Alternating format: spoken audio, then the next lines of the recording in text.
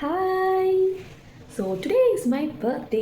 So அந்த டே எப்படி போகுது அப்படிங்கிறத குட்டியாக மினி விலாகில் உங்களுக்கு ஷோ பண்ணுறேன். Okay, so let's get into the video.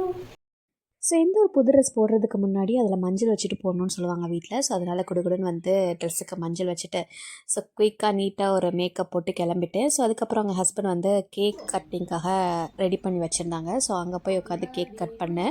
So cut பண்ணுற ஃபஸ்ட்டு என்னால் கட் பண்ண முடியல, என்னடா கட் பண்ண முடியல அப்படின்னு சொல்லிட்டு வேறு சைடில் கட் பண்ணிவிட்டு இவங்க எல்லாருக்குமே கேக்கை கொடுத்துட்டு மறுபடியும் எனக்கு ஏதோ இருந்தது, என்னடா அங்கே கட் பண்ண முடியலன்னு சொல்லிட்டு அங்கே கட் பண்ணி பார்த்தா டைரி மில்க் சில்க் இருந்தது. ஸோ சர்ப்ரைஸாமா. ஸோ ரொம்ப நாள் கேட்டுகிட்டே இருந்தேன். ஸோ இப்போ வாங்கி கொடுத்துட்டாங்க. அதனால என்னுடைய 32 பல்லும் ஈன்னு தெரிஞ்சிச்சு. ஸோ அதுக்கப்புறம் நீ உள்ளே வா, ரூம்குள்ளே வா, நாங்கள் 2 பேரும் விஷ் பண்ணுறோம் உனக்கு ஹாப்பி பர்த்டேன்னு அப்படின்னு சொல்லி வீடியோ எடுப்போம் அப்படின்னு சொன்னாங்க. சரி உள்ளே போயிட்டு நானும் போனால் அங்கே ஓவன் வாங்கி வச்சுருக்காங்க. இதுவுமே ரொம்ப நாள் ஆசை. ஸோ கேட்டுக்கிட்டே இருந்தேன். ஸோ இந்த தடவை வாங்கி கொடுத்துட்டாங்க. ஸோ என்னுடைய ஹாப்பினஸ்க்கு அளவே இல்லை, ஈன்னு பல்லு தெரிஞ்சுக்கிட்டே தான் இருந்தது அந்த டே ஃபுல்லாக. ஸோ அதுக்கப்புறம் சிறுவாபுரி முருகன் கோயிலுக்கு போயிட்டு நல்லா ஹாப்பியாக சாமியெல்லாம் கும்பிட்டுட்டு ரிட்டன் வந்தாச்சு. செம்ம கூட்டமாக இருந்தது. இந்த மேடம் பார்க்குறாங்க, என்ன நீ காலையிலேருந்து வீடியோ எடுத்துக்கிட்டே இருக்க அப்படின்னு.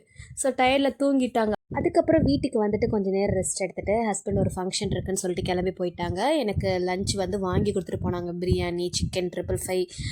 அப்புறம் அதெல்லாம் வச்சு சாப்பிட்டுட்டு நல்லா நானுமே தூங்கி சூப்பராக ரெஸ்ட் எடுத்தேன். அவ்வளோதான் அந்த டே